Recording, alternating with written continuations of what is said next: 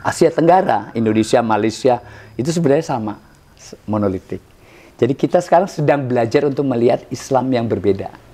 Sedang belajar. Sedang belajar. Dan pembelajarannya itu memang bayarannya konflik. Jadi kita mulai sadar toleransi yang selama ini dikembangkan di Indonesia itu antar agama. Tapi interagama, di lingkungan agama sendiri kita nggak pernah mengembangkan dan memikirkan toleransi. Karena kita pikir toleransi apa, orang kita sama semua kok. Iya. Oke. Nah itu penting sekali, konsep warga negara itu harus lebih tinggi daripada konsep agama yang mayoritas minoritas tadi. Dan seterusnya. Nah itu istilah minoritas tahu diri, ini istilah yang nggak benar sebenarnya. Secara politik sebagai warga negara nggak usah tahu diri. Kita mayoritas, minoritas sama-sama sebagai warga negara kita dilindungi oleh hukum. Kita punya hak dan kebebasan yang sama dijamin oleh konstitusi. Ada hak-hak yang sudah diatur dan kita bisa menikmati hak itu. Banyak masih gap-gap ya, lubang-lubang yang ini konflik ya, konflik-konflik yang sebenarnya basisnya adalah mayoritas minoritas itu tadi. Basis pemikiran minoritas tidak cocok dengan pemikiran mayoritas. Tindakan minoritas atau cara hidup, cara beragama minoritas tidak cocok dengan yang mayoritas. Kalau dalam satu agama. Tapi pelan-pelan kita bisa belajar. Ketika seseorang pendidik saat ini kita tahu semua yang dialami oleh Syekh Panji Gumilang, seorang pendidik di Pondok Pesantren Al Zaitun, bahkan sudah divonis 1 tahun pidana. Itu presiden buruk nggak sih, Mas? Oh, itu presiden buruk. Terjadi di tengah kita sudah punya banyak pengalaman. Pengalaman kita banyak sekali sebelum masalah Syekh Panji Gumilang ini. Saya sangat kagum itu penafsiran ini. Kagumnya gimana, Mas? Ya, bisa membaca lagu Indonesia Raya ya. Iya, betul. Dan Indonesia Tanah yang Suci. Iya. Nah, itu frase itu dibaca dengan cara yang beda. Kita nggak pernah memperhatikan itu. Kata Tanah Suci itu apa sih maksudnya dalam Indonesia Raya itu? Tapi gagasan dasar tentang keindonesiaan dan kemudian keislaman dan keindonesiaan itu luar biasa dari pesantren ini, dari gagasannya Syekh ya. Dan menurut saya Syekh itu seorang nasionalis ya. Seorang nasionalis yang jarang sebenarnya kita punya pemikir-pemikir Indonesia yang betul-betul nasionalismenya hidup. Dan kekuatan Syekh, dia hidup dalam suatu sistem pendidikan yang dia bangun. Pendidikan di Al Zaitun dari dasar sampai menengah sampai perguruan tinggi itu berhasil mencapai tingkat standar yang tinggi. Dalam standarnya Kementerian Pendidikan. Akreditasinya A misalnya, unggul. atau unggul. Iya, unggul. A atau A unggul. Ya. Itu dahsyat sekali. Dan itu berarti ada pengakuan kan? Ya. Pengakuan dari pemerintah kepada pendidikan di Al Zaitun, dan Al Zaitun sendiri membuat inovasi yang sekarang dengan Merdeka Belajar, ya. Kampus Merdeka. Betul. Itu dimungkinkan. Nah, inovasi inilah yang dahsyat. Sedih ya, akibat dari prasangka mengakibatkan orang yang punya kompetensi untuk memberi jalan ini, misalnya di Kementerian Pendidikan, tidak memberi ruang untuk itu. Jadi masih perlu waktu beberapa tahun ke depannya, ketika isu ini mulai lebih tenang gitu ya, nanti orang mulai rileks dan Al Zaitun mulai dihargai perjuangannya Syekh 25 tahun membangun pendidikan, mulai dihargai, mulai diakui, lembaga-lembaga pendidikan mulai dengan rileks belajar ke Al Zaitun. Nah, itu akan terjadi perubahan. Mudah-mudahan itu bisa terjadi dalam waktu yang tidak terlalu lama. Tapi kalau Al Zaitun punya lingkungan yang bukan hanya gedung ya, tapi Ya, ada jalan-jalan, ada segala kebun. sesuatunya dipikirkan. Ya. Sekolah yang sangat cocok dengan pengembangan nilai yang dipikirkan oleh Ki Hajar Dewantoro.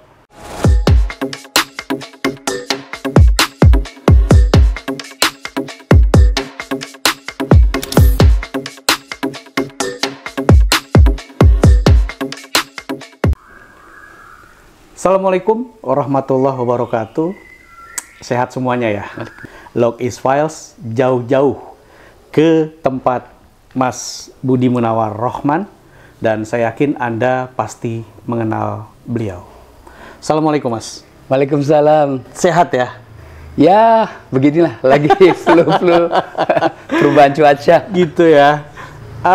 Homi banget nih.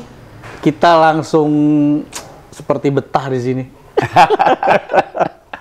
Mas, tadi di off air tuh kita seru banget ya, ngobrol tentang pluralisme ya, lebih kurang seperti itu, tentang kebebasan berpendapat. Nah, saya tadi coba ambil nih kata-kata Mas Budi, kita sikapi dengan rileks yang namanya isu-isu agama. Agama, ya. Itu Mas.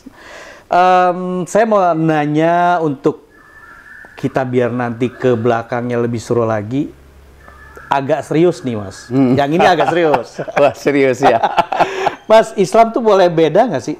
Terus batasan kemerdekaannya itu sampai di mana? Oke, baik. Terima kasih untuk undangannya bisa podcast di sini. Siap. Ada dua hal ya, jadi yang dari tadi disebut. Yang pertama, beragama secara rileks. Nah, kita di Indonesia ini agama sangat penting. Sangat-sangat penting.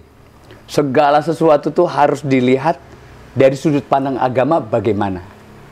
Dari kehidupan sehari-hari yang biasa saja, sampai kepada politik tingkat tinggi, itu semuanya kadang-kadang atau seringkali ada unsur agama itu bagaimana. Nah, ini yang sering disebut oleh para ahli sebagai di Indonesia itu too much religion. Apa aja ada unsur agamanya. Nah, kita perlu mulai memikirkan bagaimana lebih rileks lah. Agama itu salah satu. Kehidupan bukan cuma agama, kehidupan itu ada sosial, ekonomi, politik, hubungan antar agama, dan seterusnya. Itu yang pertama. Nanti kita bisa elaborasi sambil jalan. Terus yang kedua, apa tadi? Kemerdekaan. Ya, sebatas mana Mas? Batas kemerdekaan agama. Nah, kita di Indonesia itu sebenarnya fenomena yang masyarakat Muslim Indonesia kurang menyadari. Kita sebenarnya di Indonesia itu monolitik. Islam di Indonesia itu sama. Ya, memang ada NU, ada Muhammadiyah, ada Persis, ada ini itu banyak. Semuanya didasarkan kepada organisasi agama atau komunitas-komunitas yang terbentuk dalam sejarah yang panjang puluhan tahun, mungkin ratusan tahun juga, yang mengkristal dalam organisasi dan juga mungkin perguruan-perguruan seperti pesantren dan sebagainya. Tapi pada dasarnya kalau kita mengenal studi Islam Indonesia itu monolitik, satu ya sebenarnya. Islam yang penganutnya dari Sabang sampai Merauke itu sebenarnya sama secara dasar ya. Biasanya kita menyebutnya dengan Sunni, Asy'ariyah ya. Dari segi akidahnya Asy'ari, dari segi fikihnya Syafi'i, mazhab Syafi'i. Nah, ini disebut dengan Sunni atau Ahlu Sunnah wal Jamaah. NU ya, NU mengklaim pemilik Sunni ya.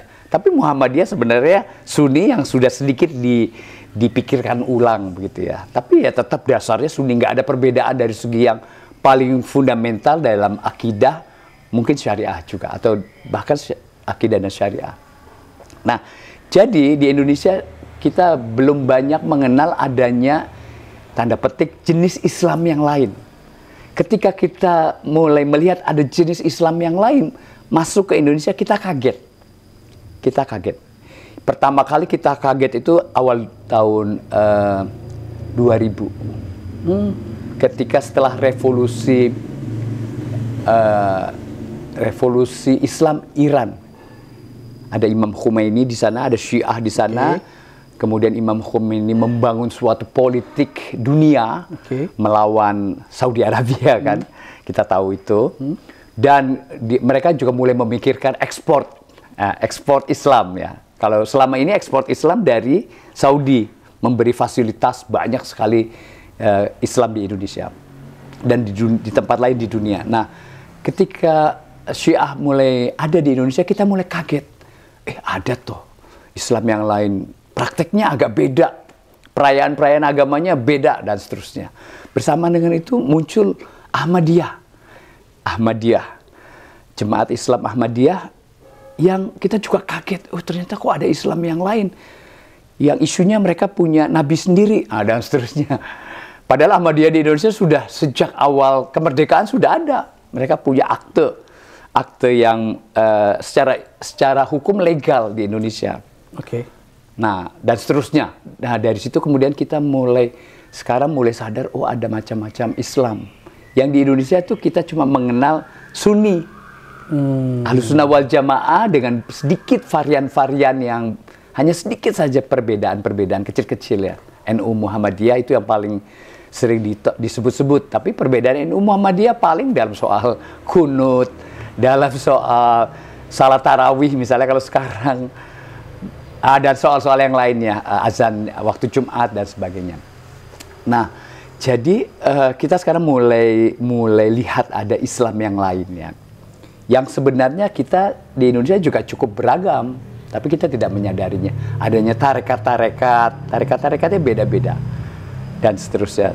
Kalau kita melihat Islam di Asia Selatan, itu beragam sekali.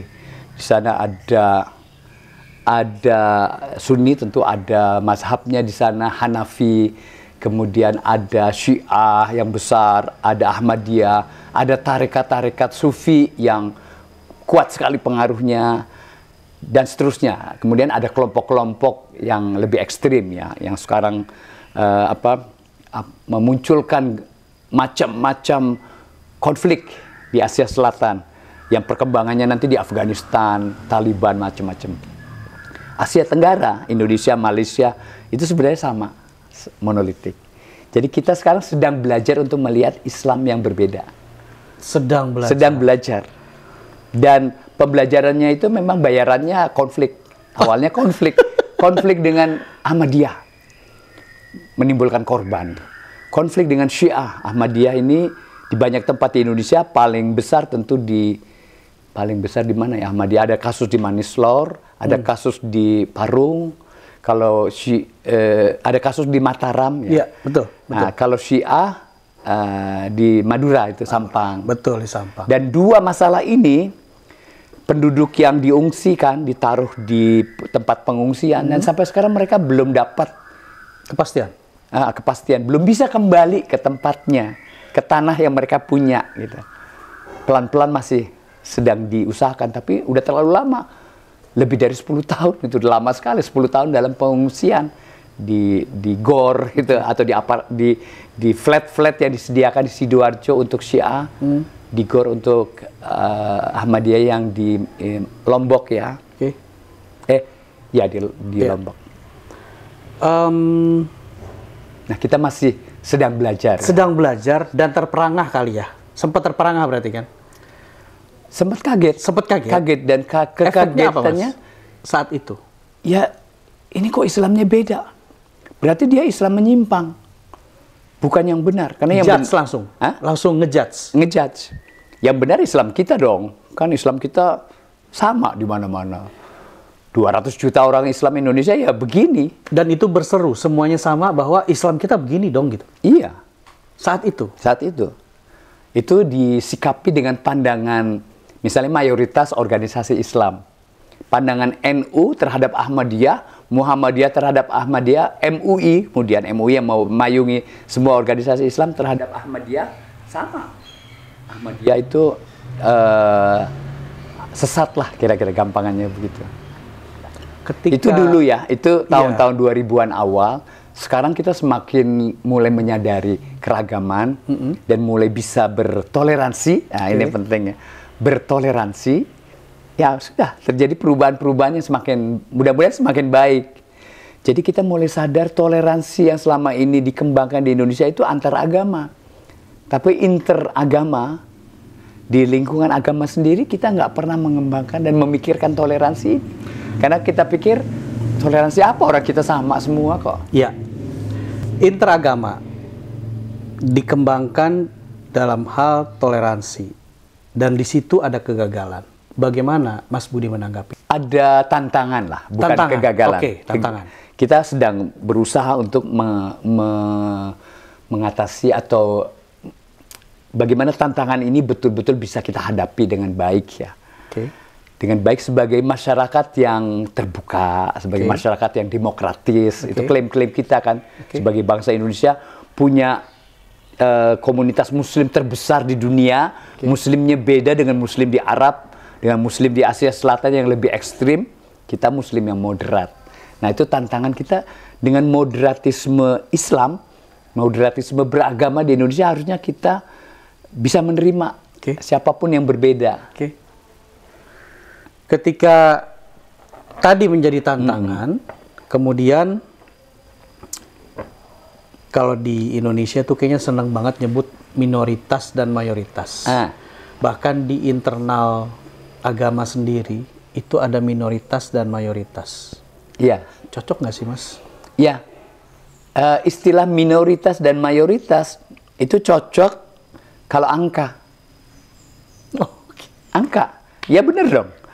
Misalnya kita sebut saja mulai dari Islam ya. NU punya jemaatnya, punya anggota atau orang yang berani, orang yang mau menyebut dirinya, saya NU atau saya tradisinya NU. Misalnya sekarang itu klaimnya 70 juta, 80 juta begitu. Oke. Muhammadiyah ini mayoritas, Muhammadiyah minoritas yang besar. Mungkin mereka menyebutnya 30 juta atau sekitar itu. Nah, itu hanya angka. Hanya angka. Muslim 220 juta, Kristen 10 juta. Nah, itu hanya angka. Tapi di dalam hubungan antar atau intra itu nggak boleh ini dipakai. Sebagai bangsa Indonesia ini nggak boleh dipakai. Karena kita tidak membedakan warga negara Indonesia dengan kategori mayoritas minoritas. Kita semua warga negara Indonesia. Dengan kategori yang ya kita lahir di Indonesia, atau ada orang-orang yang apa istilahnya menjadi orang Indonesia dengan proses hukum. Nah, sebagai warga negara Indonesia kita sama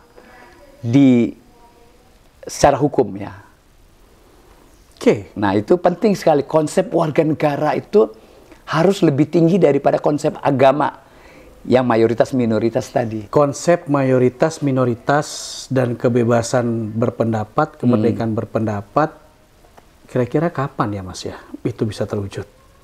Ya, itu kita proses. Ini bersamaan dengan proses transisi menuju demokrasi yang sekarang kita di Indonesia sedang mengusahakan itu ya. Tapi soal mayoritas minoritas ini soal isu besar di masa yang lalu. Sekarang pun masih ada rasanya ya, ada orang masih melihat masalah itu.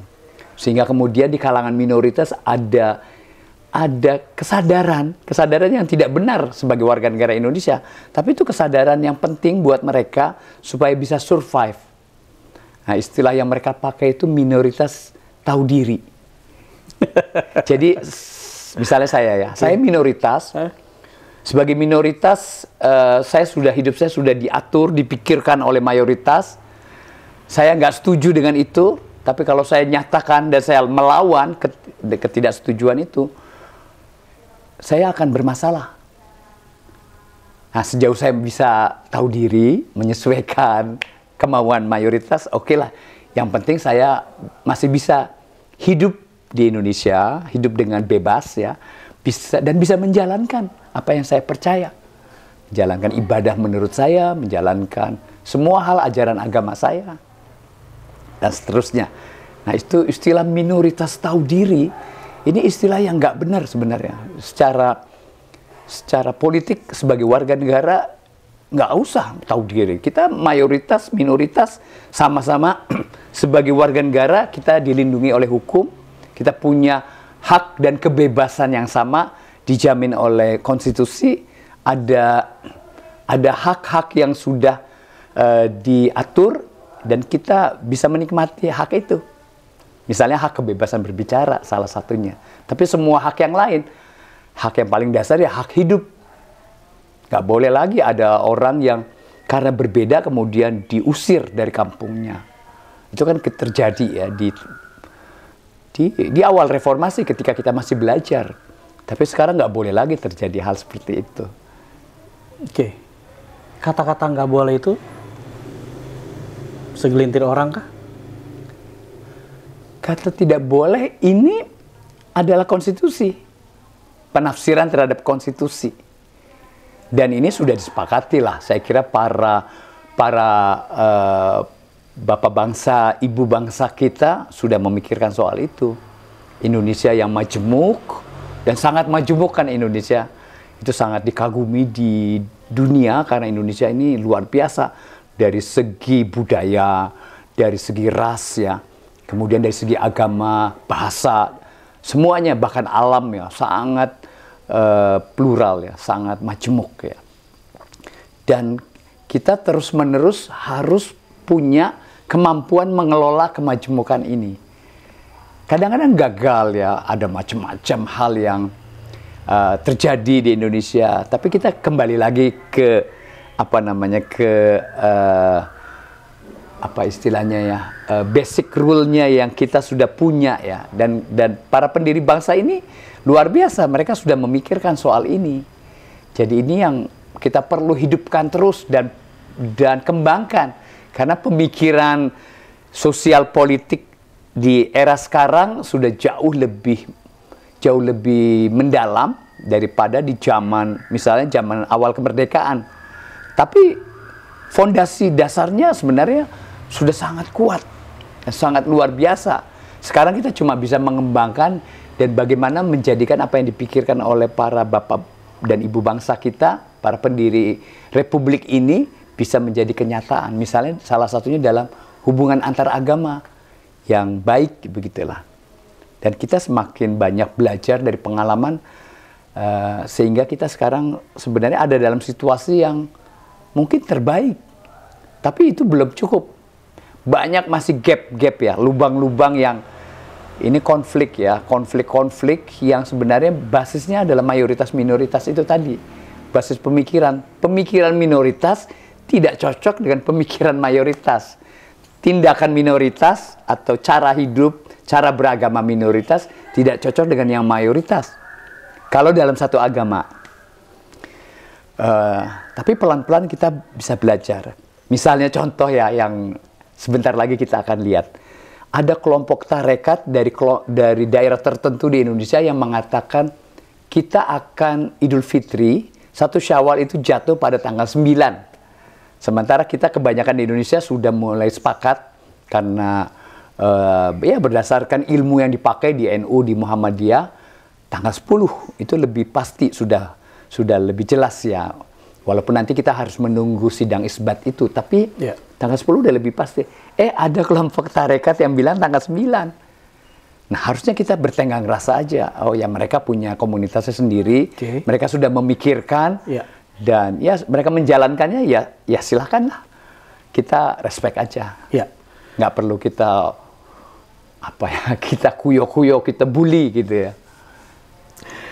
Mas Budi, ketika pemikiran tadi, ya itu dimiliki oleh kaum elit atau sudah sampai ke bawah sih, Mas?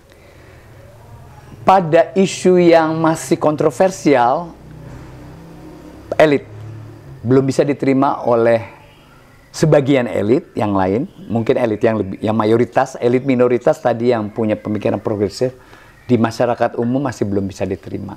Tapi ada isu yang dulu di tingkat elit sekarang diterima di dalam masyarakat. Kategorinya kira-kira begitu sehingga kita bisa melihat masalah satu persatu ya. Di mana gapnya? Kalau gapnya mungkin kita bisa sebut karena pendidikan. Gapnya itu pendidikan. Oke. Nah, di sini pemikiran Syekh itu sebenarnya sangat cocok ya. Pendidikan menjadikan kemudian orang melihat ini masalah besar, atau orang melihat ini bukan masalah. Latar belakang bagaimana mereka mengolah isu ini ya, dari bacaan, dari pergaulan, dari perjumpaan. Perjumpaan ini sangat penting, karena isu toleransi tanpa perjumpaan kadang-kadang tidak mencukupi untuk kita bisa memutuskan sikap apa yang paling tepat. Tapi kalau kita sudah berjumpa, misalnya bagaimana sikap saya terhadap agama lain. Nah, pandangan saya, sikap saya terhadap agama lain akan beda kalau saya sudah pernah berjumpa. Saya punya teman yang baik dari agama ini, saya mengenal baik agama ini, persamaan, perbedaannya bagaimana. Nah, ini kalau kita sudah tahu, oh kemudian sikap saya toleran, saya respect, saya memahami, nah, karena saya sudah mengerti. Nah, itu pendidikan. Pendidikan penting sekali. Dan pendidikan tentang perbedaan, pendidikan toleransi, pendidikan antar agama di Indonesia kurang dikembangkan. Kita punya satu pendidikan yang di sekolah diajarkan pendidikan agama A, pendidikan agama C, B, pendidikan agama C, sendiri-sendiri. Dan itu sesuatu yang sangat baik di Indonesia. Hak pendidikan agama sudah bisa dipenuhi. Dan Kementerian Pendidikan dan Kementerian Agama sangat memberi ruang. Sehingga semua orang beragama di Indonesia nanti bisa mendapatkan pendidikan agamanya. Bahkan yang sekarang yang bukan 6. Kan agama di Indonesia itu secara informal disebut 6. Formal sebenarnya nggak jelas itu 6 itu dari mana. Nah, tapi sekarang sudah mulai ada pemikiran baru dan juga kebijakan-kebijakan pada tingkat kementerian misalnya. Orang yang beragama yang bukan 6 bisa mendapatkan pendidikan agamanya. Misalnya contohnya penghayat. Nah, kalau penghayat di daerah itu, di sekolah itu ada banyak, dia punya hak untuk mendapatkan pendidikan. Dan pendidikan agamanya. Dan di tempat tertentu itu sudah bisa difasilitasi oleh sekolah dan oleh network sekolah Kementerian Agama yang ada di situ atau Kementerian Pendidikan yang di situ, dan kemudian tokoh-tokoh agama kepercayaan ini sudah ada. Jadi sudah ada sedikit kemajuan dalam soal ini. Ya, pendidikan ya kuncinya ya. Kuncinya pendidikan. Ketika seseorang pendidik saat ini kita tahu semua yang dialami oleh Syekh Panji Gumilang, seorang pendidik di Pondok Pesantren Al Zaitun, bahkan sudah divonis 1 tahun pidana. Itu presiden buruk nggak sih, Mas? Oh, itu presiden buruk. Terjadi di tengah kita sudah punya banyak pengalaman. Pengalaman kita banyak sekali sebelum masalah Syekh Panji Gumilang ini. Ada mulai dari yang Habib Yasin tahun 70-an soal tafsir puitik Al-Quran. Terus masalah yang besar itu Ahmadiyah, Syiah, kemudian masalah pendirian rumah ibadah ya, gereja-gereja dan masjid di Indonesia Timur, Indonesia Barat. Kemudian masalah kelompok-kelompok yang lebih kecil seperti Lia Eden. Banyaklah masalah-masalah yang seperti itu terus ada banyak. Dan kita sudah teman-teman masyarakat sipil, para aktivis LSM, dan kemudian sebenarnya Kementerian Agama juga sudah belajar dan mempelajari isu ini. Isu-isu semua, sehingga kita bisa memetakan sebenarnya kita punya satu gap apa dalam pengelolaan yang disebut kerukunan umat beragama. Kita mulai dengan basis kerukunan dulu. Karena ini adalah kunci ya, kata kunci yang penting sekali di Kementerian Agama. Kementerian Agama salah satu didirikan untuk membangun, mengembangkan, dan menjaga kerukunan umat beragama. Nah, dari segi kerukunan ini menjadi hal yang sudah dipelajari. Kita harus rukun dong sebenarnya bagaimana. Tapi fondasi kita sebenarnya harus lebih dalam dari itu.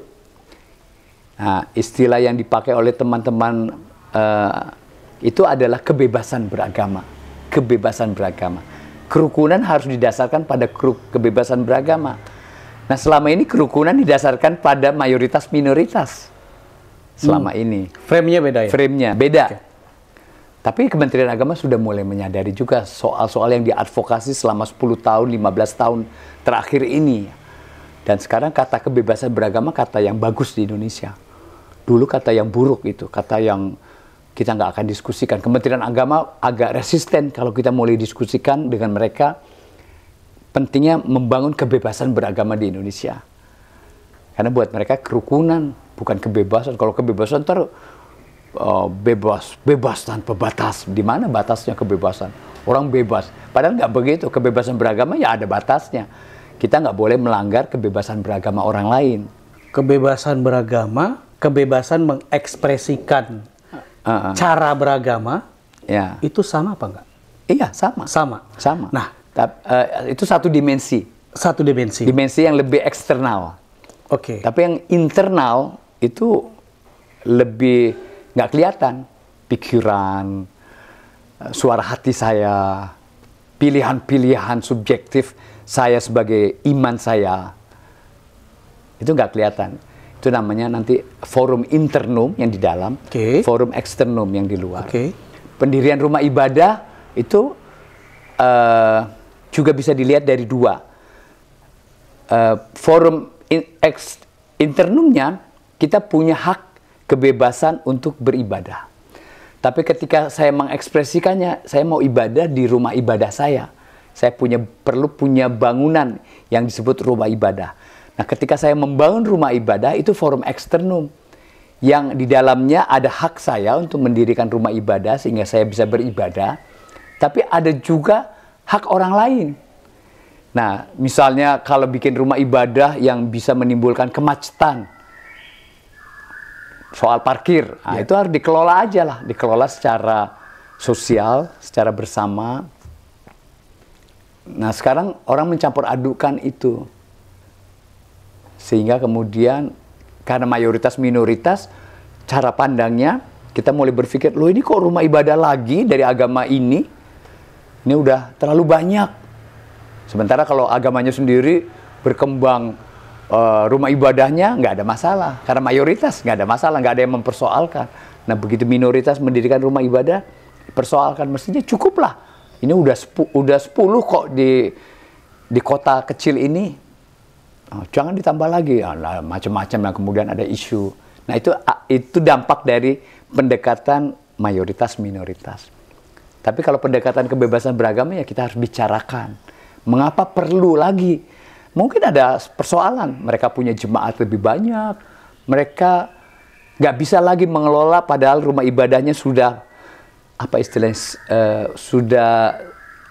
safe ya. Jadi ada yang pagi, ada yang siang, ada yang sore, ada yang malam. Nah, mereka sudah rutin ya. Mereka udah mungkin itu membagi secara optimal sehingga rumah ibadahnya maksimal dengan jumlah jemaatnya. Tapi ternyata nggak cukup. Nah, mereka perlu lagi. Ya, presiden buruk tadi artinya berefek kemana-mana ya Mas ya.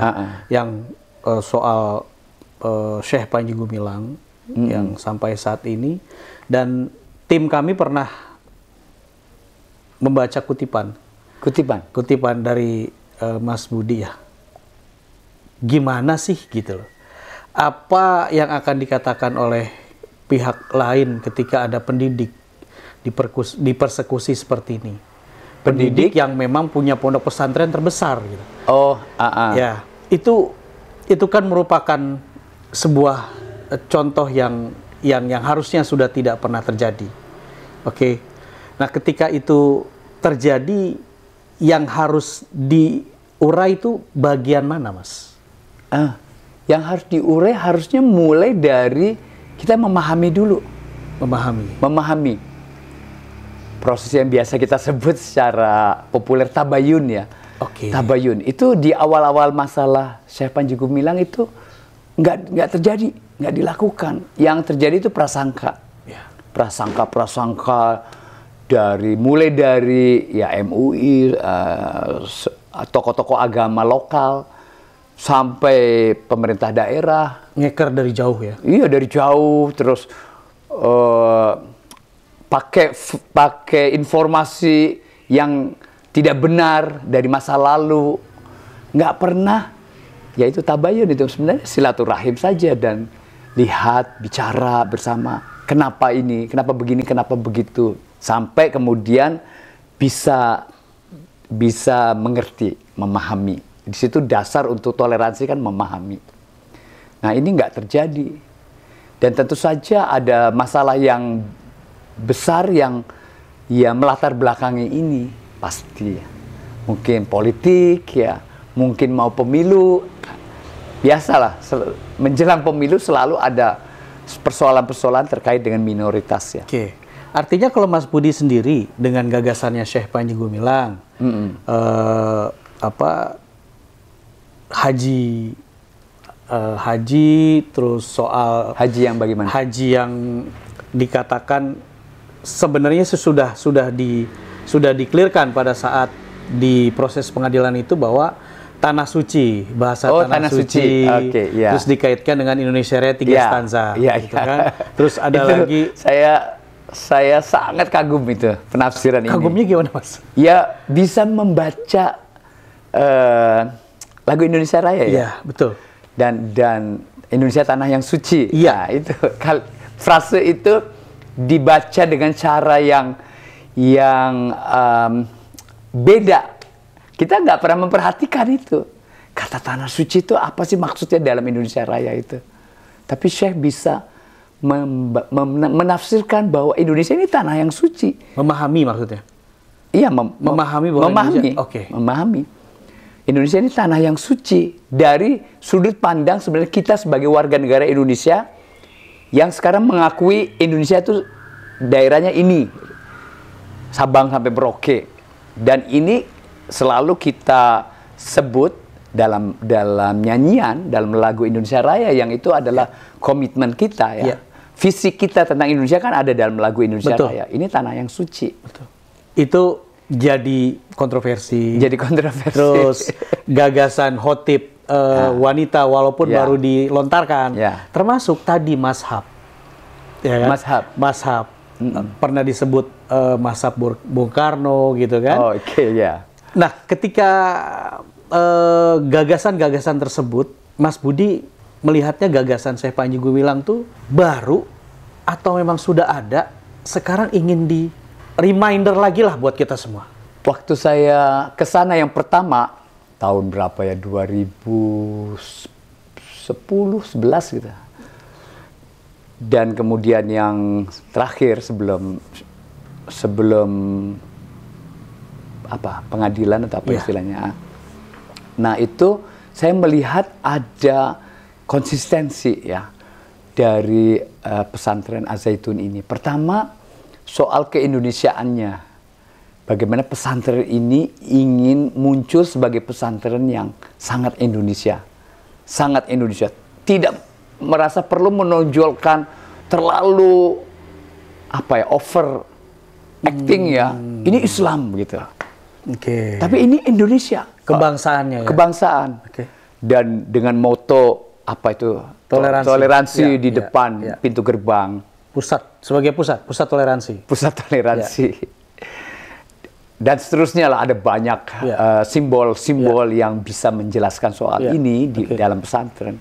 Tapi gagasan dasar tentang keindonesiaan dan kemudian keislaman dan keindonesiaan itu luar biasa dari pesantren ini, dari gagasannya Syekh ya. Dan menurut saya Syekh itu seorang nasionalis ya. Seorang nasionalis yang jarang sebenarnya kita punya pemikir-pemikir Indonesia yang betul-betul nasionalismenya hidup. Dan kekuatan Syekh, dia hidup dalam suatu sistem pendidikan yang dia bangun, yang beliau bangun.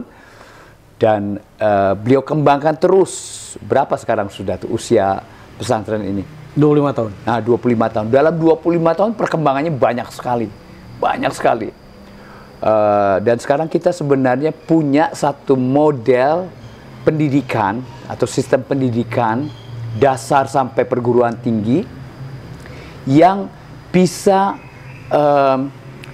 bisa dihidupkan sendiri, bisa mandiri ya, bisa kemandiriannya itu luar biasa, kemandirian dalam di dalam kurikulum sebenarnya, di dalam ekonomi, di dalam segala hal ya. Tapi menarik bahwa pesantren ini tetap Indonesia, jadi tetap kembali di Indonesia. Kan ada satu aturan sistem pendidikan itu harus ikut Kementerian Pendidikan. Betul.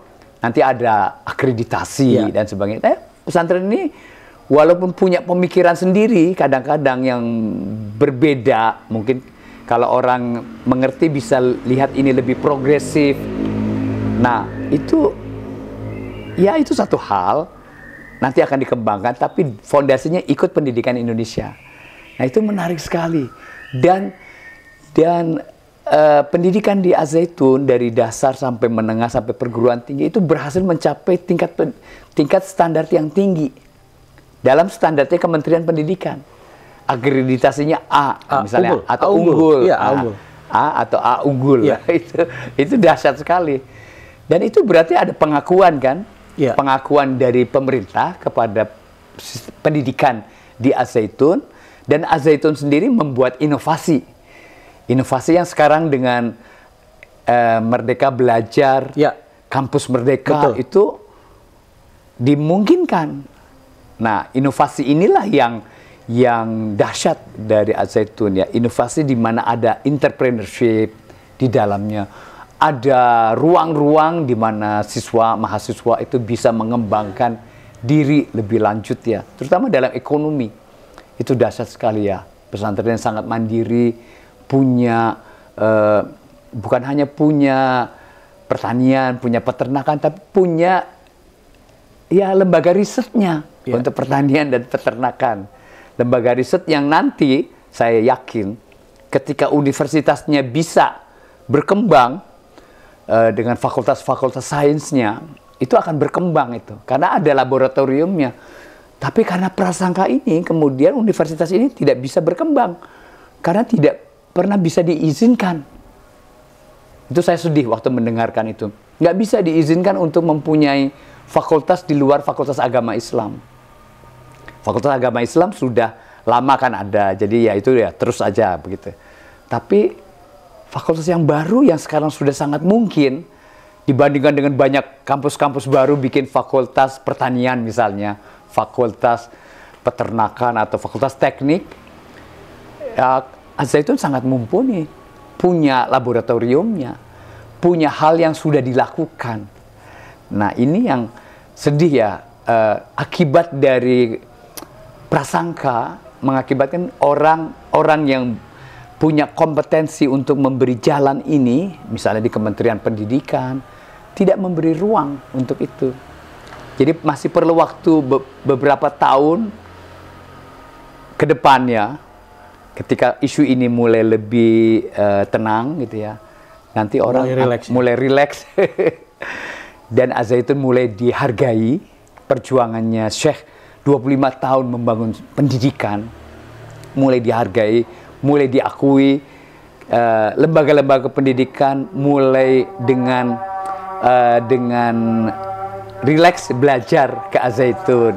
Nah, itu akan terjadi perubahan.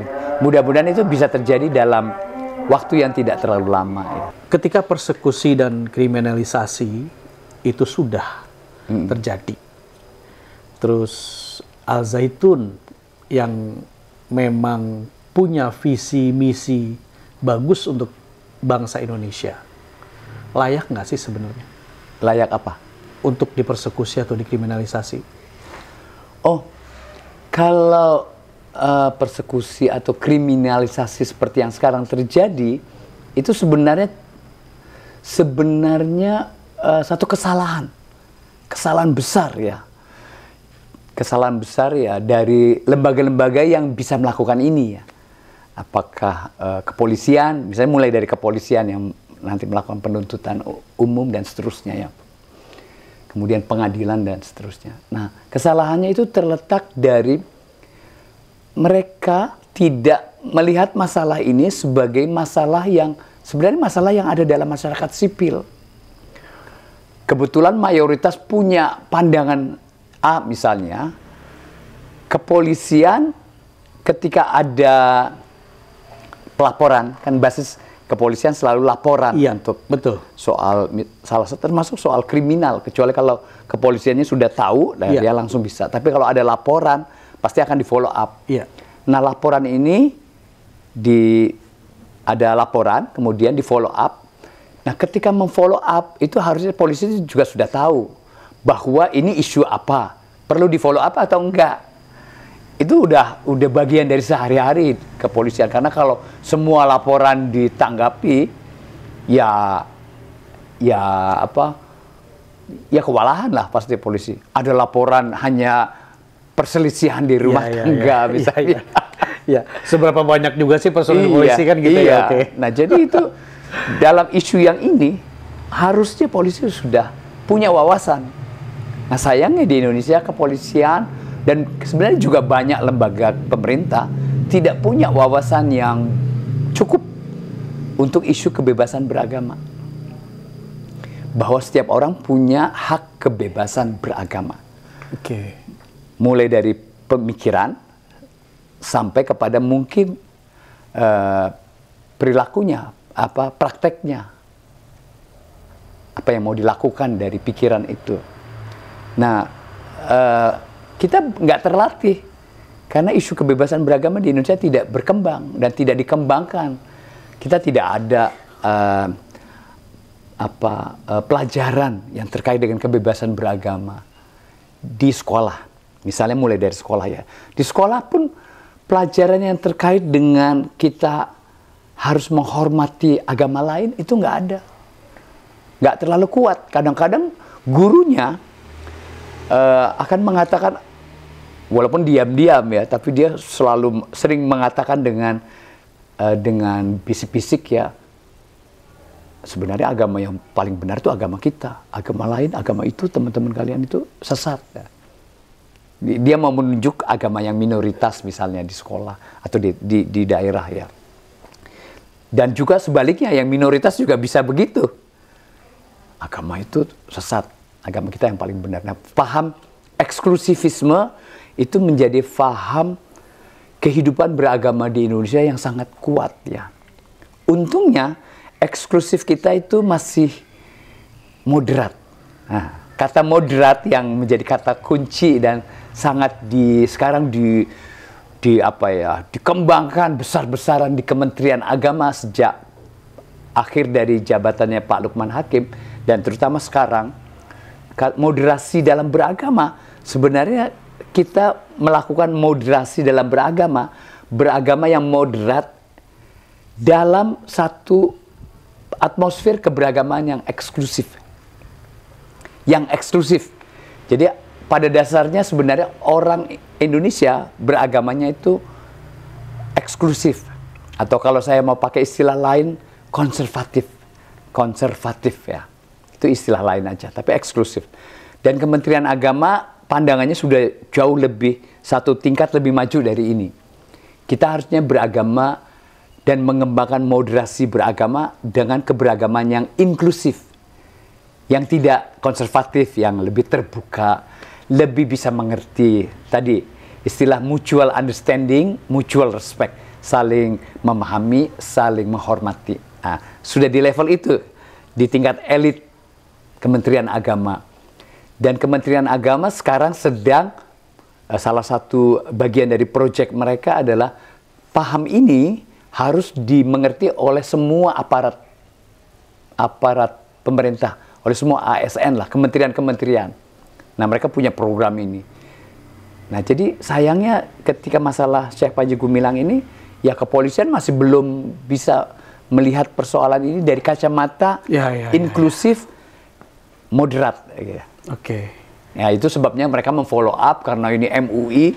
MUI dilihat sebagai lembaga kredibel yang bisa diikuti, padahal harusnya mereka tidak ikut MUI. Kepolisian, hukum punya marwah sendiri. Punya marwah sendiri. Marwahnya itu adalah ya Undang-Undang Dasar 45, konstitusi, Undang-Undang KUHP. Di atas segalanya ya. Iya, bukan agama. Iya. Walaupun otoritas apapun MUI. Iya. Nah, MUI di Indonesia itu terlalu besar diberi otoritas. Dan pemerintah, sayangnya, pemerintah tunduk pada MUI.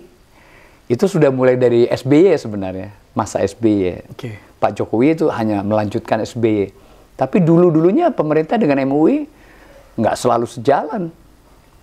Apalagi zaman Pak Harto, yang pernah clash dengan Hamka ya. Ketua MUI pertama, Hamka sampai mengundurkan diri karena dia nggak setuju dengan ide pemerintah tentang kerukunan. Nah, pada waktu itu Pak Alam Syah, Menteri Agama. Ya. Ketika Al Zaitun itu meneliti dan mengembangkan toleransi dan perdamaian di dalam kompleks Mahat Al Zaitun itu sendiri, dan para santrinya yang dijadikan sebagai role modelnya, karena Syekh Panji Gumilang yakin mereka nantinya akan menjadi duta toleransi dan perdamaian itu. Nah, ketika kesuksesan ini, ya, ribuan santri sudah ada di masyarakat, toh masyarakat harusnya mampu menerima. Bahkan para elit yang notabene dia adalah pemimpin masyarakat itu sendiri juga harus menerima cetakan atau terbitan tanda petik ya Pondok Pesantren Al Zaitun. Tunjuk ajar dari Syekh Panji Gumilang sendiri pun tentang toleransi dan perdamaian kebangsaan itu tidak pernah habis terhadap santrinya. Seperti ada apa ya, kalau saya bilang kedengkian kali ya Mas ya, terhadap Syekh Panji Gumilang sehingga dibesarkan. Padahal tadi Mas bilang ketika ada Islam baru terperangah, iya kan? Ya kan harusnya itu jadi pengalaman gitu ya. Terus tiba-tiba apakah ini Al Zaitun jilid kedua dari masa tersebut? Al Zaitun nggak bisa kita bilang Islam baru ya. Oke. Dia bukan Islam yang tidak kita kenal. Oke. Kalau Islam yang misalnya datang dari siapalah. Tapi kenyataannya Mas dipersekusi Mas. Ya. Ya itu sebentar kita ke situ. Nah, ini Islam baru ya. Ketika Syiah dia ada di Indonesia, ini Islam apa? Beda banget. Al Zaitun nggak beda. Al Zaitun itu Islam Indonesia. Islam yang sudah hidup lah. Kalau kita pergi ke Al Zaitun nggak ada yang beda gitu ya. Nah, tapi mungkin karena ada satu perkembangan yang sangat sangat besar ya di Al Zaitun dan juga mengagumkan. Ketika pertama kali diresmikan saja itu sudah mengagumkan. Tahun 1999. Iya, kampusnya ya, kampus besar kayak begitu tuh luar biasa ya. Areal tanahnya yang luas, punya hutan ya, kebun jati ya, macam-macam. Belum pertanian, peternakannya, dan seterusnya. Nah, itu sudah sangat mengagumkan. Sampai hal-hal yang sederhana dalam pengelolaan kehidupan pendidikan santri ya, dalam kehidupan santri. Pengelolaan makan siang, pengelolaan laundry, itu dahsyat sekali ya. Di tengah banyak pesantren yang santri itu harus masak sendiri, nyuci sendiri, ya. Semua dikelola dengan cara, sebenarnya ini cara modern ya. Banyak sekolah-sekolah plus ya, sekolah-sekolah boarding school yang besar-besar dan mahal di kota-kota besar sudah menjalankan seperti ini. Nah, tapi ini pesantren menjalankan seperti ini. Dan pesantren ini bukan pesantren yang sejak awal muncul dengan sebagai sekolah mahal ya. Sekolah mahal dalam arti yang mahal sekali ya. Banyaklah sekolah kita bisa sebut bisa sebut beberapa contoh. Tapi Al Zaitun memang mahal, tapi mahalnya itu mahal yang sangat masuk akal.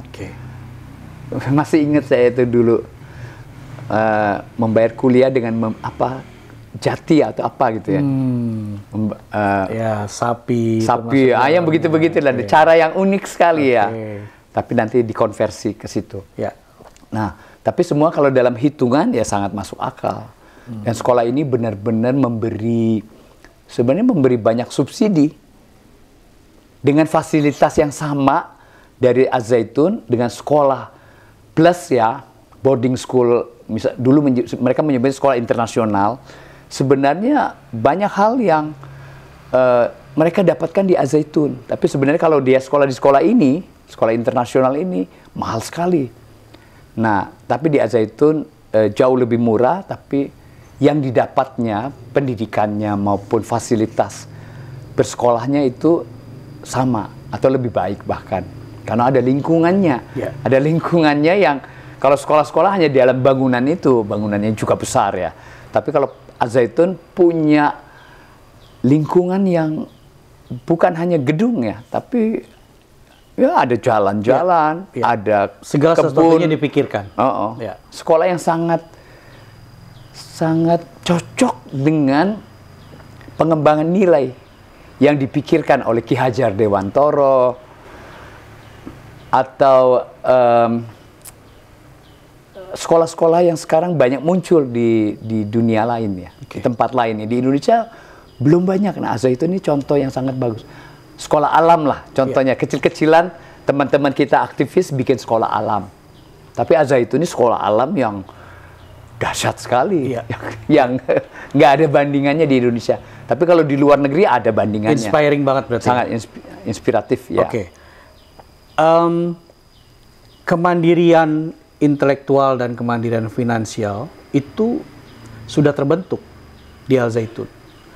Ya, dengan adanya tadi perikanan, terus pertanian, peternakan, bahkan sampai kepada saat ini sedang mengembangkan Samudra Biru, perkapalan, bagaimana ikan Indonesia itu ke Indonesia, diambil, di stempel, dijual lagi ke Indonesia, padahal itu ikan Indonesia.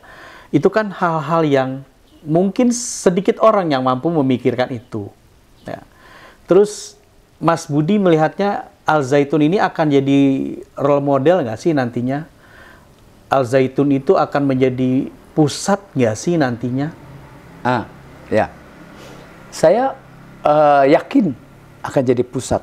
Walaupun untuk sampai ke situ ada tahap-tahap yang menyakitkan ya, sangat menyakitkan. Untuk saya sebagai aktivis dialog antar iman, aktivis kebebasan beragama, itu menyakitkan sekali. Kriminalisasi terhadap Syekh Panji Gumilang itu sangat menyakitkan, dan itu betul-betul bukan Indonesia. Bukan visi kita sebagai bangsa Indonesia yang mengakui adanya kemajemukan, keragaman, perbedaan.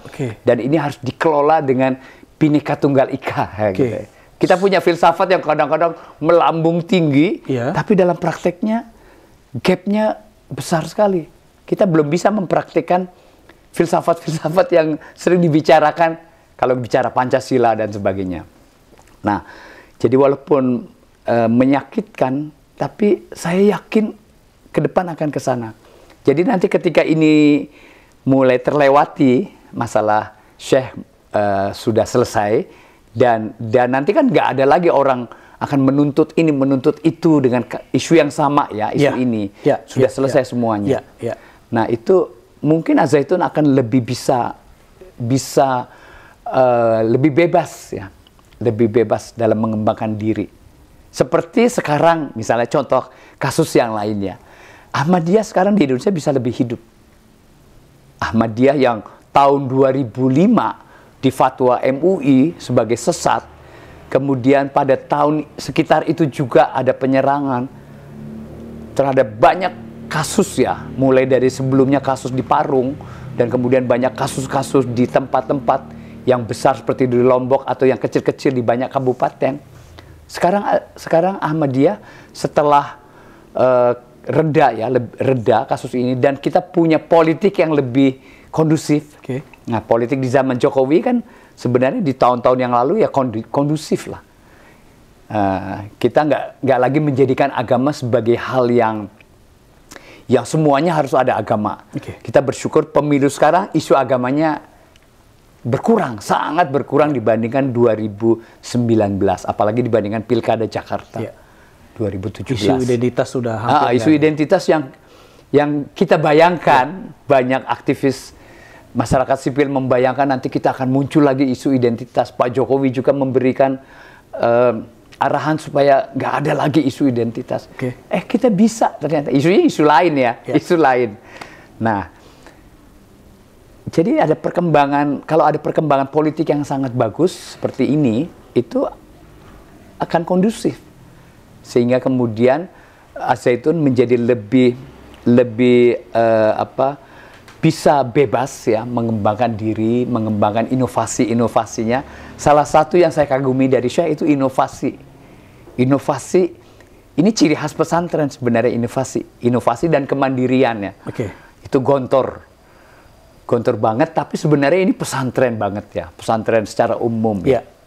Nah, tapi energi inovasinya Syekh itu bisa meledak ya di pesantren Al-Zaitun, menjadi sesuatu yang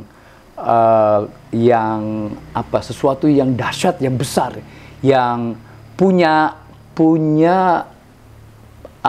perkembangannya, punya perbandingannya. Jadi kalau kita melihat sapi yang unggul, nah Al-Zaitun punya sapi yang unggul dan bisa dibandingkan di masa yang dulu ya, dengan peternakan sapi yang punya Pak Harto misalnya. Walaupun Pak Harto ini dibiayai oleh seorang Soeharto dan mungkin negara juga. Jadi nggak bisa dibandingkan sebenarnya. Tapi apple to apple ini nggak bisa ya? Nggak bisa, nggak apple to apple. Tapi pesantren ini punya sesuatu yang hasilnya kok bisa sesuatu yang nggak kalah gitu loh. Dalam level yang kecil ya. Nah, maksudnya seperti itu. Nah, pesantren Al-Zaitun tentu saja tidak bisa dibandingkan dengan proyek pesantren Kementerian Agama yang negara gitu ya. Kalau mereka punya ya, nanti suatu hari. Tapi Al-Zaitun tuh punya modal, saya mau menyebutnya small is beautiful. Dia kecil, artinya maksudnya kecil ini dia punya masyarakat, dia punya masyarakat sipil. Sebagai punya masyarakat sipil kan nggak bisa masif besar banget gitu ya. Masyarakat sipil nggak bisa bikin jalan tol seluruh Indonesia gitu ya. Tapi negara bisa punya uang ya. Sebagai masyarakat sipil, bisanya small is beautiful. Kecil dalam kategori bukan sesuatu yang tidak hebat gitu ya. Tapi kecil, tapi dia indah ya. Nah, itu bisa menjadi moto itu. Al-Zaitun itu sebenarnya kecil tapi itu indah. Maksudnya kecilnya dibandingkan bukan dibandingkan pesantren yang lain. Tapi dibandingkan kalau negara punya ini. Punya, yang Al-Zaitun punya. Misalnya kalau sebut saja contoh yang lain, tadi kan sapi ya. Tapi contoh yang lain misalnya kapal ya. Perkapalan itu. Kalau negara punya proyek perkapalan kayak yang dibayangkan Syekh Panji Gumilang ya tentu akan besar banget ya. Kayak pabrik kereta ya, perusahaan kereta api di Madiun itu. Nah, tentu nggak akan ada tandingannya. Masyarakat sipil nggak akan mungkin bisa membuat satu perusahaan kereta api yang bisa membangun lokomotif atau membangun gerbong-gerbong yang menyediakan fasilitas kereta, fasilitas gerbong-gerbong kereta yang kemudian memenuhi semua kebutuhan tentang perkereta apian. Nah, itu maksudku small is beautiful-nya Al-Zaitun bandingannya dengan negara. Saya kira saya sepakat, Mas Budi. Itu artinya tadi kemandirian finansial terbukti, mampu mandiri secara pertanian, peternakan, perikanan, perkapalan dan lain-lain. Terus kemandirian intelektual terlihat bagaimana Syekh Panji Gumilang memiliki gagasan yang sangat out of the box. Dirangkum semuanya menjadi satu pemikiran yang harusnya bisa diterima. Nah, ada kondisi lain nih, Jelas-jelas bahwa kemandirian Al-Zaitun itu ya kemandirian yang dibangun oleh komunalnya mungkin ya, oleh masyarakat sipilnya tadi gitu. Namun ada kondisi hal ini akan tanda petik seperti diambil secara paksa. Mas Budi melihatnya seperti apa? Maksudnya bagaimana? Iya, diambil secara paksa, ya di TPPU kan. Tapi kan nggak terjadi. Itu hanya pikiran yang bulan-bulan lalu lah, tahun lalu ya. Iya, betul. Tapi nggak terjadi kan itu. Dan sebagai konsekuensi dari pengadilan ini juga nggak terjadi kan itu. Iya, ada kabar terakhir, memang kasus ini masih di penyidik. Artinya ada kasus dari isu lain gitu nanti. TPPU itu. TPPU. Gitu. TPPU itu ya yang dianggap bahwa ini Al Zaitun mandirinya mandiri tanda petik seperti mandiri aneh. Mas Budi lihatnya gimana? Ya itu kontroversi yang kita nggak pernah bisa membuktikan. Kementerian Agama punya penelitian tentang Al Zaitun. Tahun-tahun lalu udah lama sekali. Betul. Sudah dirilis. Ya. Para penelitinya yakin banget. Teman-teman saya itu yakin banget. Tapi sebenarnya tidak pernah bisa mereka buktikan. Mereka hanya yakin gitu lah. Nggak jelas lah bagaimana sih sebenarnya. Itu hanya angan-angan, hanya pikiran aja. Pikiran yang mungkin terstruktur, rapi, dan kemudian ambil kesimpulan ini. Tapi kan pikiran juga kadang-kadang bisa sesat. Mestinya kesimpulannya bukan ke sini, tapi ke sini. Misalnya ke sini itu ya sebenarnya ini hal yang biasa saja kalau orang punya kemampuan manajerial, kemampuan pengelolaan uang yang luar biasa, seperti banyak orang-orang kaya tingkat dunia yang kita kagumi seperti siapa misalnya itu yang ada banyak lah tokoh-tokoh seperti itu. Nah, jadi yang bagian kontroversial ini tidak pernah bisa terbukti.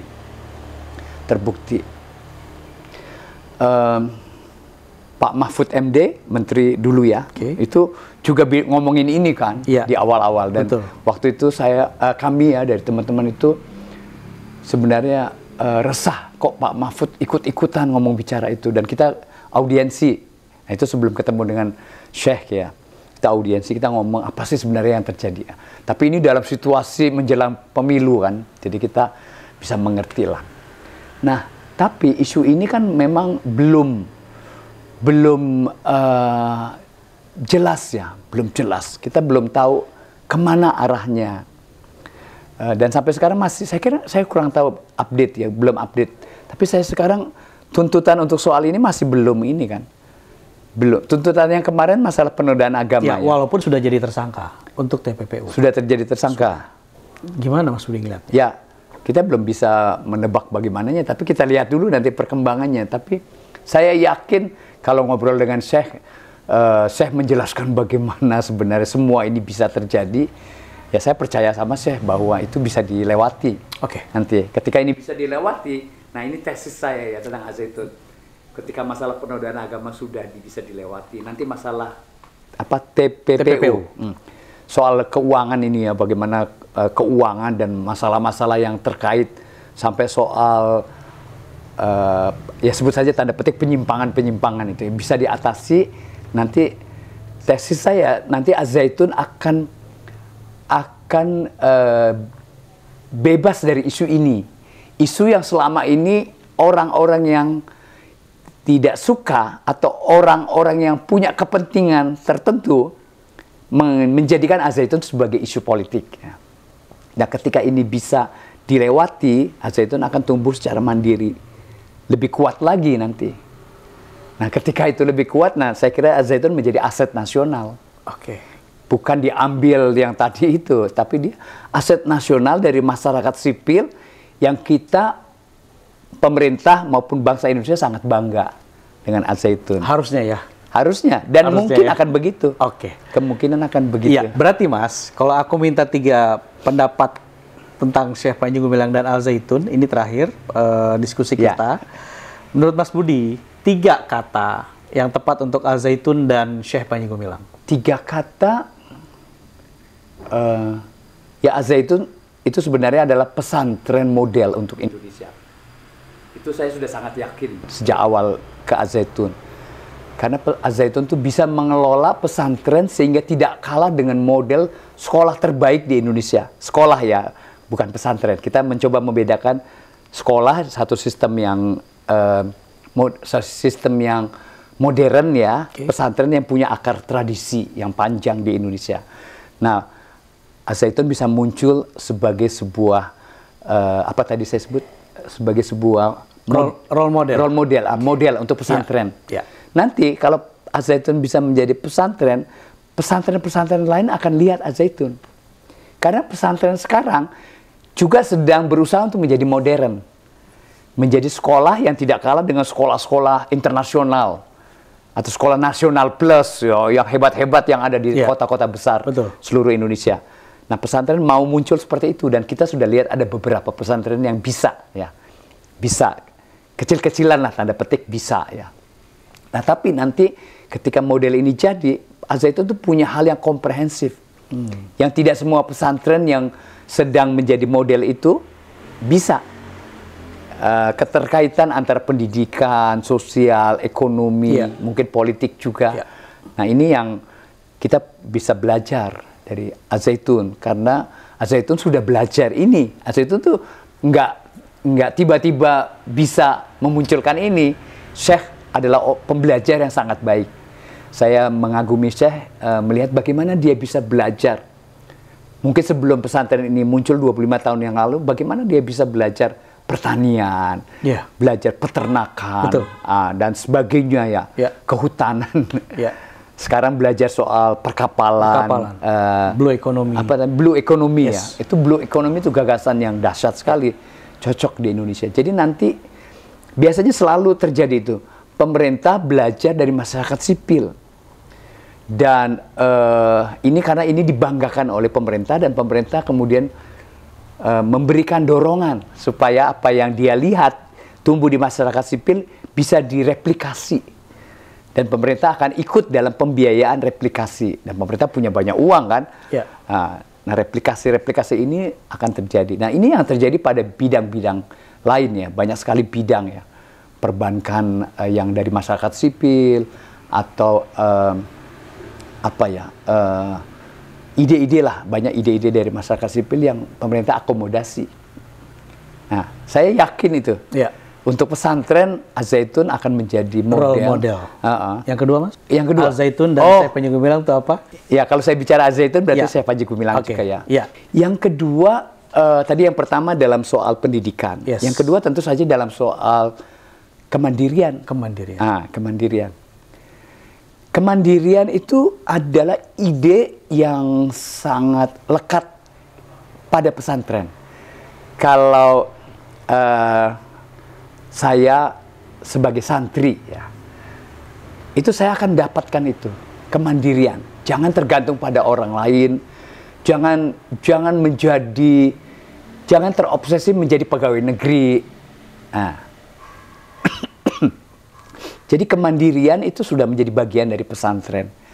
Dan itu sudah sejak pesantren yang paling tradisional sampai pesantren yang modern. Kalau dulu kita menyebut gontor ya, tapi sekarang ada banyak pesantren modern seperti gontor. Nah, kemandirian itu penting. Saya sudah melihat bahwa banyak santri-santri yang dia keluar dari ilmunya setelah lulus ya. Ilmunya tentu ilmu agama kan. Sebenarnya kalau ilmunya para santri, akhirnya dia menjadi imam ya, menjadi ustadz, ulama dan seterusnya. Itu garisnya itu kalau dari pesantren. Dan memang banyak yang ke situ. Tapi yang menjadi entrepreneur itu juga banyak. Saya waktu di pesantren Asy-Syafi'iyah pernah melakukan penelitian tentang apa yang dilakukan oleh alumni pesantren di Jakarta, di dunia usaha. Di dunia entrepreneurship, karena waktu itu saya memang sekolahnya itu di bidang entrepreneurship untuk menjadi apa istilahnya ya, fasilitator di pesantren bidang ekonomi. Nah, itu sekolahnya itu ya. Ada sekolah yang dibangun di Asy-Syafi'iyah. Nah, dalam penelitian itu saya melihat banyak santri, misalnya di sentra Jati ya, yang ada di mana ya? Sekarang saya lupa daerahnya itu. Sentra Jati. Sentra pembuatan ini lemari-lemari kayak begini masih di Jakarta? Iya, di Jakarta. Di Cakung? Jakarta Timur, dekat Cakung, dekat Cakung. Saya lupa pokoknya daerah itu ya. nggak jauh dari Jatiwaringin. Nah itu setelah saya wawancara dengan puluhan orang, saya melihat kok mereka alumni pesantren. Alumni pesantren menjadi orang yang ahli dalam kayu jati, menjadi ahli dalam membuat lemari, tempat tidur dan sebagainya yang semuanya terbuat dari jati. Ini cerita tahun 80-an, cerita tahun 80-an di mana jati itu masih kualitasnya tinggi ya di Jakarta, di Indonesia. Sekarang sudah berubah semua. Nah, di situ saya meyakini kemandirian pesantren yang kalau di kantor saya dapat cerita dari Cak Nur itu sesuatu yang penting sekali, dan saya kemudian melihat di semua pesantren itu menjadi nilai. Nah, kemandirian itu salah satu nilai penting dari pesantren. Nah, jadi saya sangat yakin Az-Zaitun dengan Syekh Panji Gumilangnya yang seorang entrepreneur ya, saya bisa harus menyebut langsung dia itu entrepreneur yang hebat sekali. Ya. Ini menjadi model. Nah, jadi sebenarnya kita sedang bicara model. Az-Zaitun sebagai model pendidikan, ya, model ekonomi, kemandirian. Ya. Dan pesantren lain bisa belajar dari Az-Zaitun. Bukan hanya pesantren, nanti dunia lain juga bisa belajar dari Az-Zaitun. Iya. Thank you, Mas Budi. Yang ketiga terakhir. Toleransi. Toleransi ini sesuatu yang saya awalnya kaget sebenarnya. Mulai dengan hal sederhana ya, apa namanya itu, palang. Selamat datang ya? Iya, selamat datang itu. Ya, Pusat Pengembangan Toleransi Perdamaian. Jadi sambutan dengan, apa sih ya namanya? Seperti di reminder berarti kita ya? Jadi ini bukan spanduk, tapi ini dibuat mapan dengan bahan yang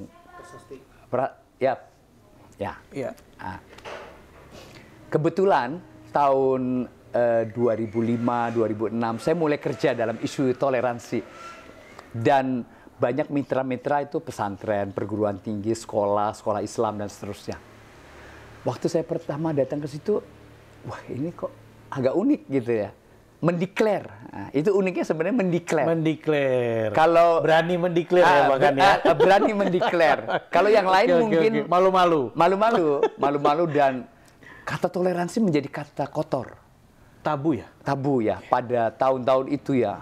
Masa kita toleran pada orang yang berbeda, yang sesat gitulah dan seterusnya. Saya kagum lama itu. Toleransi dan perdamaian ya. Iya, betul. Nah, waktu itu juga tahun-tahun saya kerja dengan isu konflik. Konflik di Maluku, konflik etnik di Kalimantan, dan macam-macam konflik nanti kaitannya dengan isu kebebasan beragama Ahmadiyah Syiah yang tadi kita bicarakan. Perdamaian, itu sesuatu banget ya. Dahsyat gitu loh. Nah, itu sebelum saya ke Az-Zaitun. Sudah melihat itu ya, pertama kali datang ke Az-Zaitun 2010-11 itu saya mulai pingin tahu kayak apa sih sebenarnya prakteknya di dalam gitu ya. Mulai dengan pandangan Syekh sendiri tentang toleransi. Nah itu berkesan banget lah buat saya. Yang terakhir dalam soal-soal lagu-lagu itu ya. Lagu-lagu dan apa sih itu? Saya belum sempat mendalami, tapi hanya bicara sebentar dengan Syekh, dan kemudian saya lihat Syekh sangat suka dengan hal-hal yang ada kaitannya dengan agama Yahudi. Padahal agama Yahudi di Indonesia itu momok ya, selalu akan disalahkan sebagai penyebab. Dan tentu ini dampak dari konflik. Troublemaker banget pokoknya. Palestina, trauma masa lalu ini sebenarnya. Tapi Syekh dengan ringan aja, relax saja. Yang membuat siapa itu namanya? Teman yang orang Kristen. Mbak Monik Kristen. Mbak Monik itu. Mbak Monik itu kagum banget dan heran, dia bikin podcast khusus tentang ini. Betul. Saya ikuti, dan saya setuju dengan Mbak Monik bahwa Syekh itu punya keterbukaan yang luar biasa. Dan ini membuat orang secara umum ya, publik di Indonesia bingung ketika kita punya satu kemarahan kepada Yahudi. Sebenarnya kemarahannya harusnya bukan kepada Yahudi sebagai agama. Kemarahannya itu harusnya kepada Zionisme, elit dari Israel di zaman lalu yang mendirikan negara Israel, kemudian punya policy tentang bangsa Palestina. Kemarahannya harusnya kepada Zionisme. Tapi di Indonesia menjadi digeneralisir kepada Yahudi, dan kebetulan dalam Al-Quran ada banyak ayat-ayat terkait dengan orang Yahudi begini begitu. Nah, tapi Syekh bisa keluar dari pandangan umum, dan itu menarik. Anti mainstream ya? Anti mainstream. Jadi dalam soal ini Syekh memberi teladan dalam soal toleransi yang kita masih bisa akan lihat contohnya di pesantrennya, bagaimana santri, bagaimana guru-guru, dan bagaimana sistem pendidikan ini sendiri tentang toleransi. Dan itu dikagumi juga oleh tokoh-tokoh agama, yang orang Kristen misalnya, yang pernah ke Al-Zaitun. Betul sekali. Jadi 3 kata: model, mandiri, dan toleransi. Model pendidikan, model ekonomi dan entrepreneurship, dan model toleransi sosial berarti model sosial yang ada di pesantren Al-Zaitun. Terima kasih Mas Budi atas obrolannya. Saya kira ini obrolan yang sangat lengkap karena memang dari pembicara-pembicara sebelumnya saya parsial dengan Prof A, Prof B, Prof C itu memang sesuai dengan bidang-bidangnya. Nah, ini saya mendapatkan sesuatu yang sangat komprehensif sekali. Wah, sekali lagi terima kasih Mas Budi. Semoga bisa ke Al-Zaitun lagi dan berjumpa dengan mau sekali. Begitu ya. Mungkin bisa kita rencanakan nanti. Baik Mas Budi.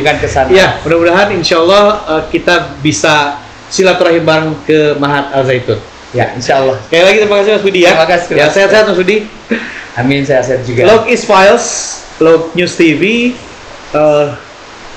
sudah disimak bagaimana pembicaraan saya dan Mas Budi Munawar Rohman mengenai tentang sikap rileks, tanda petik, mungkin kalau anak sekarang bilang santai aja kali, sudah punya porsinya masing-masing. Terus di Log is Files, Log News TV bersama saya H.A. Nasution. Assalamualaikum warahmatullahi wabarakatuh. Waalaikumsalam.